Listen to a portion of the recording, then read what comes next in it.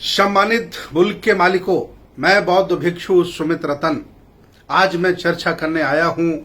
एक बहुत बड़ा राजवंश है जिसे भारतीय प्राचीन इतिहास में नंद वंश कहा जाता है। जो लोग इतिहास पढ़े होंगे वो जानते होंगे कि सबसे पहले सम्राट महापद्मनंद ने केंद्रीय प्रणाली से शासन करने की नींव डाली। छोटे छोटे राज्यों को मिलाकर के बड़ा राज्य बनाया और वो पहले चक्रवर्ती सम्राट थे। हालांकि वो कुलीन नहीं थे।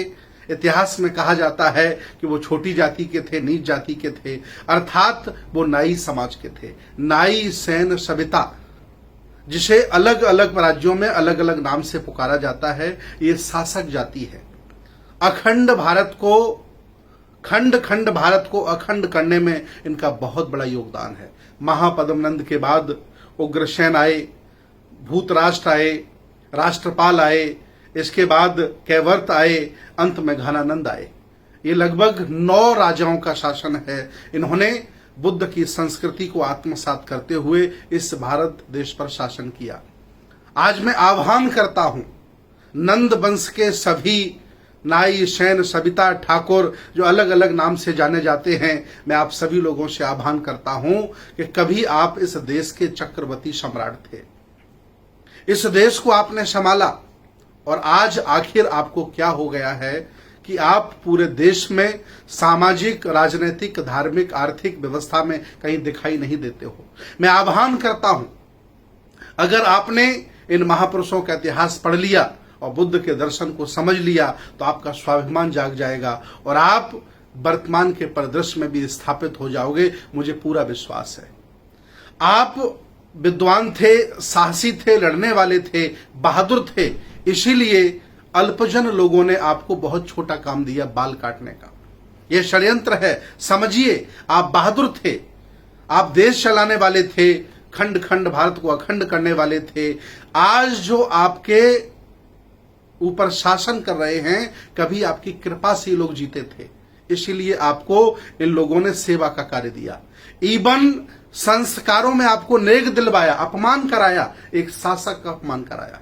मैं आज आपके अंदर स्वाभिमान भरना चाहता हूं और अपील करना चाहता हूं कि आप साधारण लोग नहीं हैं। आप छोटे लोग, असहाय लोग, कमजोर लोग, कोई बाल काटने वाले नहीं हैं। आप खंड खंड भारत को अखंड करने वाले हैं। आप महापद्मनंद के खानदान के लोग हैं।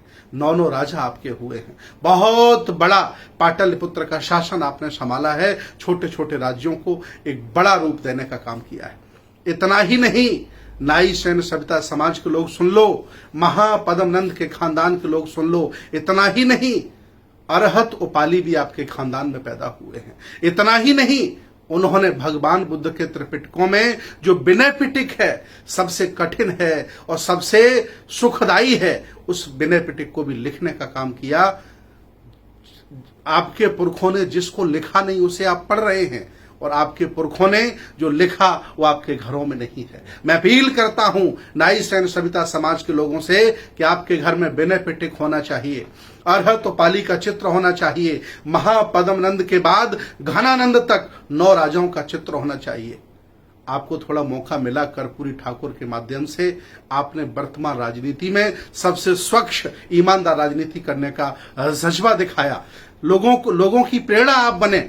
इसलिए मैं अपील करता हूं कि आप जब शासक थे उस समय बुद्ध की संस्कृति के आप वाहक थे, श्रमण परंपरा के आप चलाने वाले थे। और जब से आपने संस्कार बदल लिए हैं, व्यवस्थाएं बदल ली हैं, जब से आप सेवा करने लगे हैं, अल्पजनों ने षड्यंत्र के तहत आपसे बाल कटवा डाले हैं। मैं चाहता हूं कि आप देश को चलाने लायक हैं, आप शासक हैं, आप शासक लोग हैं। जागो और अपने स्वाभिमान को, सम्मान को इकट्ठा करो। और मैं अपील करता हूं, आह्वान करता हूं, एक बार फिर निकल करके आओ। मैं आपको शासक के रूप में देखना चाहता हूं। जब तक आप आगे नहीं आओगे, लोग पीछे आपको धकेलते रहेंगे।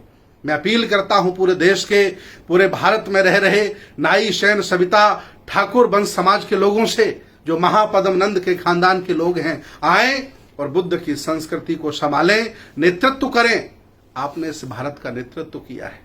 आप कोई बाल काटने वाले लोग नहीं हो, आप विद्वान हो। आज भी आप जहां रहते हो वहां अपनी वाक्पटुता से, ज्ञान से लोगों को प्रभावित करते हो। आओ ये देश आपको पुकार रहा है। आओ, ये भारत की संस्कृति, बुद्ध की संस्कृति, श्रमण परंपरा आपको आह्वान कर रही है। आओ और इसका नेतृत्व करो। बहुत बहुत साधुवाद, बहुत बहुत धन्यवाद। सबकी जय हो।